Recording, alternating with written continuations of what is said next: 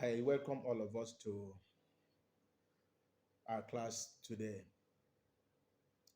Today, we want to look at a very important aspect of our accounts. We've been treating cash book, the books of accounts, which we have discussed much earlier, that the posting of accounts to ledgers will result in preparing a particular account we call trial balance.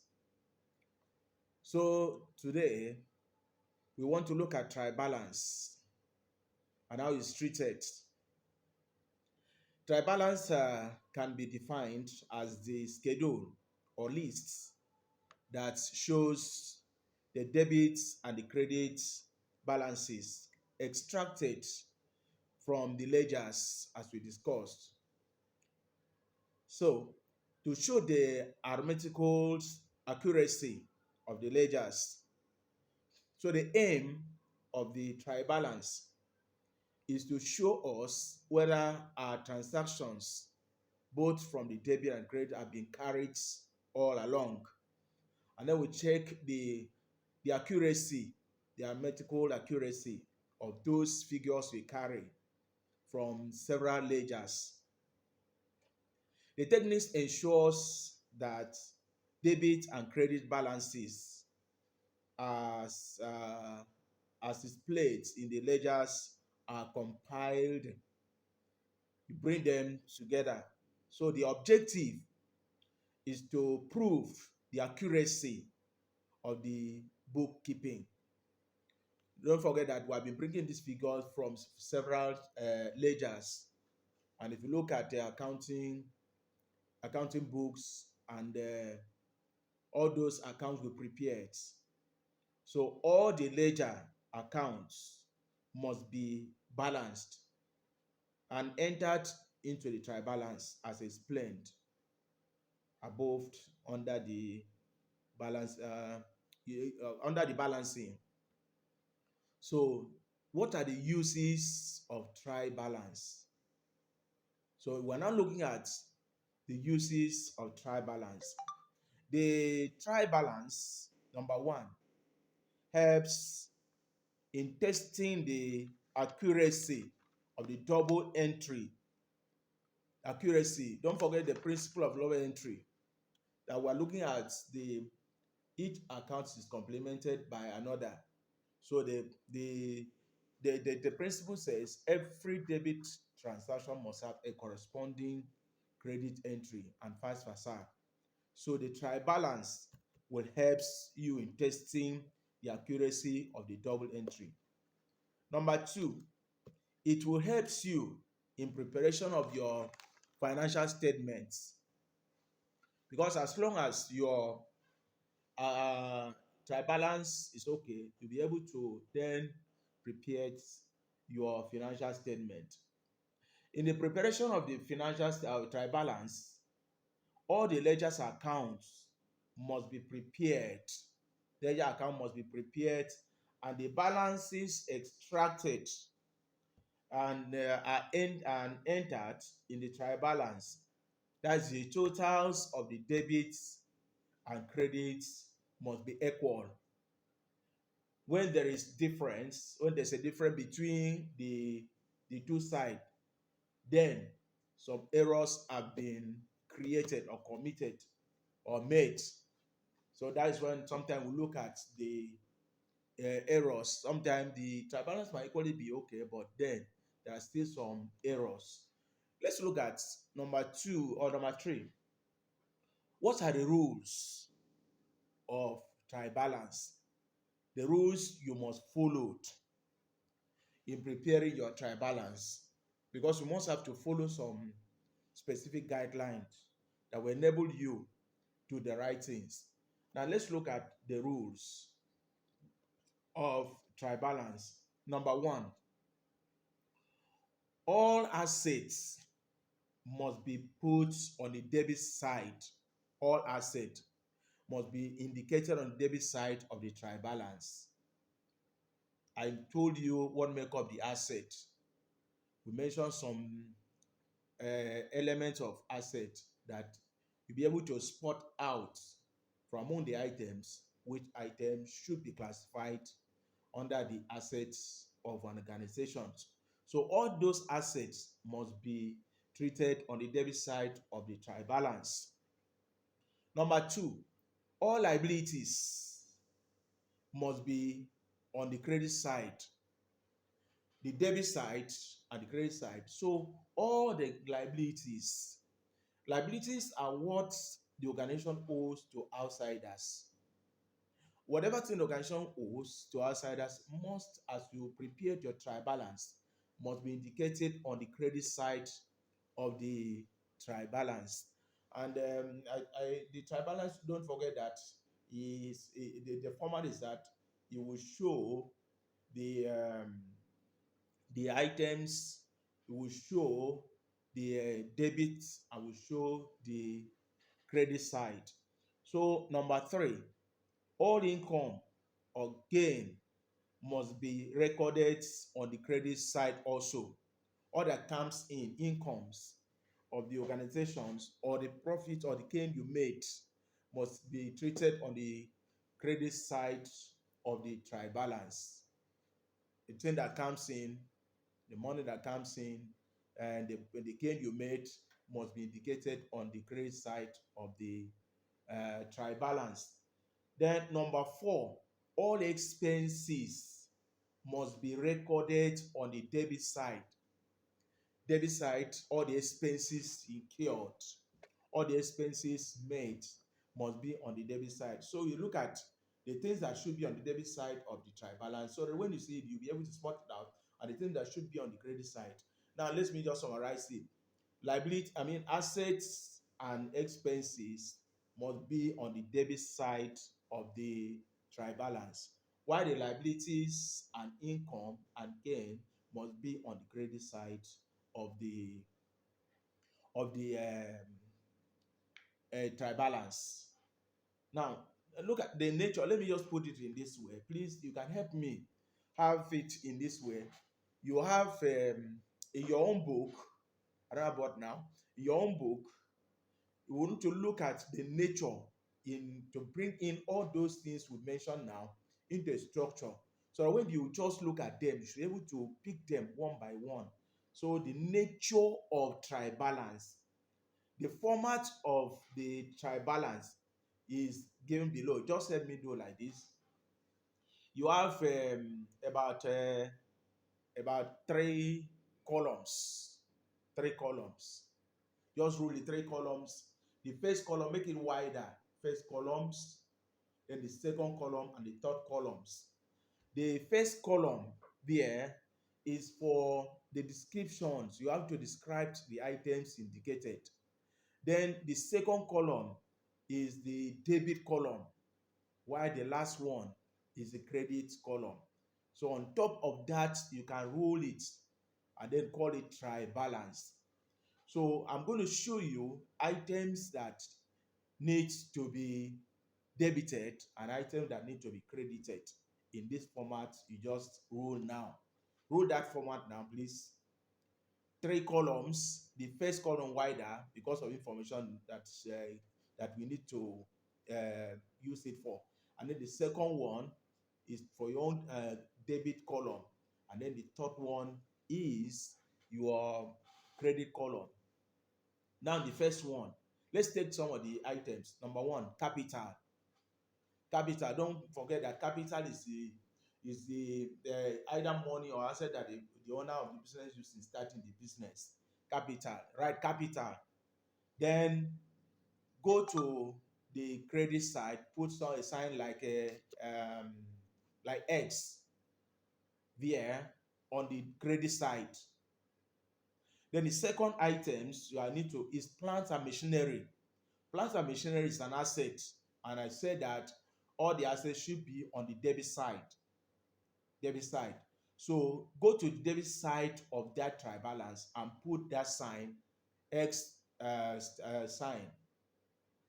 Then another one is freehold premises. Freehold premises, it might be land, it might be building. So you can equally call it land and buildings. Then go to the debit side of that trial balance and put that sign, X sign there, under there. Then the next one will be stock at the beginning. Stock at the beginning is the opening stock, the stock you use in starting your business for the new year. So that is what we call stock at the beginning or opening stock. Put it under that debit, debit sign, put X there. Then another one is purchases. Purchases. The purchases are the goods that you bought to resell. So you put it under that debit side. Also put that sign under that sign, debit sign. Put that X. Then the next one will be sales. Sales are the one we make or make sell out the goods, and the goods we sell was we sold out or we sell out. So that is what will bring income. So you go to the credit side of your trial balance and put that sign again, X sign. The next one is rents and rates. That's the expenses. And we said all the expenses should be debited in the trial balance. So you go to that debit column of your trial balance and put that sign, X sign. Then the next one is the wages, salary and wages. There's also expenses. So you should come under the debit side, just put there under that sign. Then the next one should be advertisement. The you have some goods you want to make yourself known in the market, you make some adverts. That's expenses. So you also do what? Put it, come under the debit side of the trial balance and put that sign there, X there. The next ones might be other expenses. Sometimes we just call it general expenses or sundry expenses. Sundry expenses is also expenses, so you put it under your, go to that debit side and put that sign, X signs. Then the next one is cash in hand. The physical cash with you. That money is there with you. It's an asset. So asset should be treated on the credit side. So just go to your credit side. Sorry, that cash at hand. You put it under the under the under the debit side also. And then overdrafts. Overdrafts is the money you are owing, so you put it under where? Under the debits. Then your debtors and creditors. Debtors and creditors. Debtors will come on your debit side of the trial balance, while the creditors will be treated under the credit side of the trial balance. Then furnitures and fittings is an asset. It should be debited in trial balance. So just put that sign there. Then the next one will be bad debts. Bad debts. The debts you cannot recover or irrecoverable. You know that you'll not be able to recover it. Then you write them off. So you put them under the debit side of your trial balance. Then sometimes we make provision for that debt. Somebody's owing you, you don't make provision in your account that maybe if the money is unpaid, then in that case, the provision you have made for that debt must be on the credit side of your trial balance. Now, another one that is very critical is depreciation.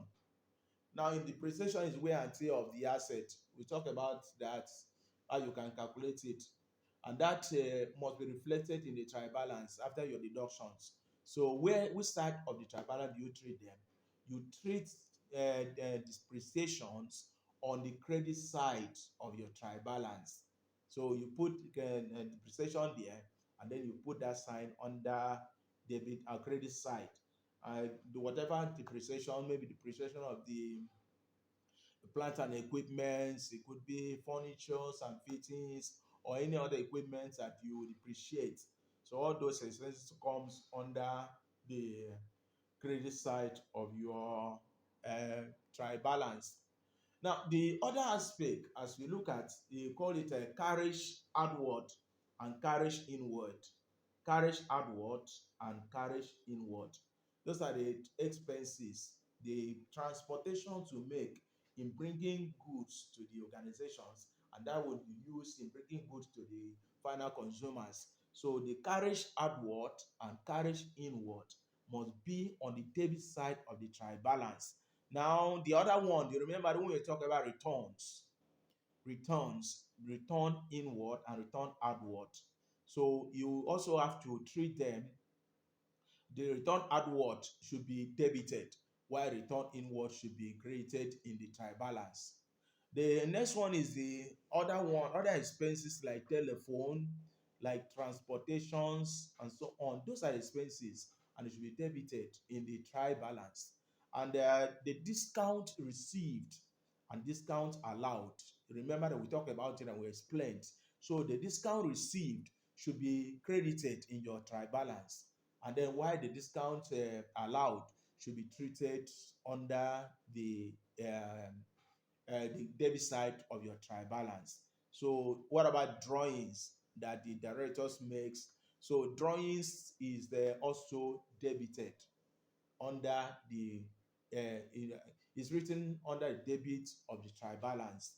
Now, the if you collected loans and the interest you paid on that loan, because expenses also, it should be debited under the in the trial balance. So now what we are saying now, if you remember, when we are saying that all the assets and all the expenses are debited in the trial balance, while the all liabilities and the income and gains are credited. If you look at this chart now, you can now see those things that I listed down. All the assets, I listed down all the expenses and bring them under the debit side of the trial balance. Then the other one is all the liabilities and all the incomes, everything that is also brought in the debit and credit side of the trial balance. So it is important that we know this because we are going to use them as we work on them. Now, apart from that, there's what we call errors not disclosed by trial balance. Trial balance might equally be okay, but then there may be some errors. So now we're looking at the errors not disclosed by the trial balance. What are those errors that might not be seen or shown? Although the might looks that trial balance is okay, but there may be some errors. So there are about six errors, and let's look at them one by one. Number one, errors of omissions. Errors of omissions. This is one of the key errors that sometimes may not be disclosed. Now, what is errors of omissions? This is when the item is completely omitted from the debit and credit side of the books. It's entirely omitted. You are not saying, but then the trial balance will still be okay. It will balance because you can't find it in the debit side, you can't find it in the credit side. So there's no, you may not discover it. And it's very, very important that sometimes we have to give a kind of reflections on the item from the later again to be sure that we have not omitted anything. Number two is errors of commissions. This also another important errors that occurs in the trial balance, which may not easily be discovered. These errors of commission, this occurs when item is entered in a wrong person's account. The trial balance will still be okay, but it's another person that you use. For example, now you enter some items for okon instead of kondo. Or perhaps you wanted to put okon, but you made a mistake and then write Okarafo. So the thing will still be okay, but there's errors there that you have already committed by omitting this entry to and then bring it to another person's personal account. So number three is error of original entry. Error of original entry. This error is also cardinal because it's important that don't forget the original entry. When we were looking at the books of original entry, you know what? We look at the subsidiaries, we look at the primary, the prime books, and now if there is any error at that point, it might be a kind of it's an oversight. The trial balance might not spot it out. So, what is error of original entry? This is when the wrong amount is entered on the debit and credit side of the accounts. The wrong figure, the wrong amount is entered. Instead of a debit, you are also is a credit. So when that occur, we call it what? Error of original entry. Now, number four is error of complete reversal of entry. Complete reversal of entry. Here, the item is entered in a wrong side of the account. That is an items to be debited as being credited and vice versa. You can say a mix of that the items that is entered in the wrong side and also enter in the other side. So there is a kind of errors committed there. But the try balance, it must still be balanced. And then you don't spot out these. So number five errors is the error of principle. Errors of principle. This is when an item is entered in a wrong class of account. It's wrongly classified, and yet the trial balance will be okay. But those items are not in the proper class in categorizing the items or the classifying the items. You made kind of blunders there, but then the trial balance is balanced. Is They are not disclosed, so those errors need to be looked into. And there's another one we call, that's the last one we call error of or we call it compensating errors. Compensating errors. This occur when errors cancel out each other. 50 on debit and credit, 50 here. And so the two things nails off. So it will be very difficult for one to know that there's a problem here. And what is happening here? So you look at it, you find it difficult to actually get those things spot out in the trial balance, although the trial balance might be. So sometimes we need to give some little reflections on our ledger's posting, so to be sure that these errors are not actually occurred.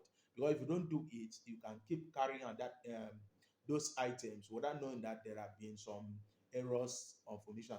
So thank you for listening. I think we will look at the practical calculations, or the operations on the trial balance, as we solve the questions we just were given. So we'll look at that, and then we'll treated those accounts from the ledgers, and then post them to ledgers, and then from ledgers to now we extract the trial balance. Now don't forget that the trial balance has a flow.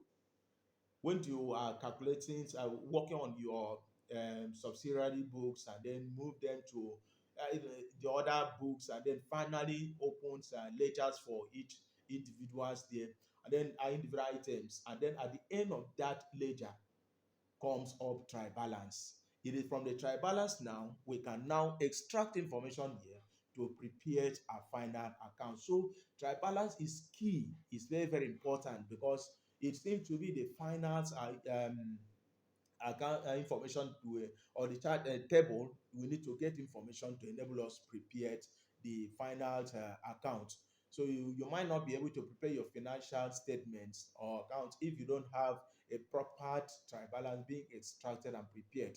So thank you very much. I'm happy that you are here today. So you need to check up with on our YouTube again, because these are what we need to be following each time we meet until we finish the sessions and for the uh, for the program.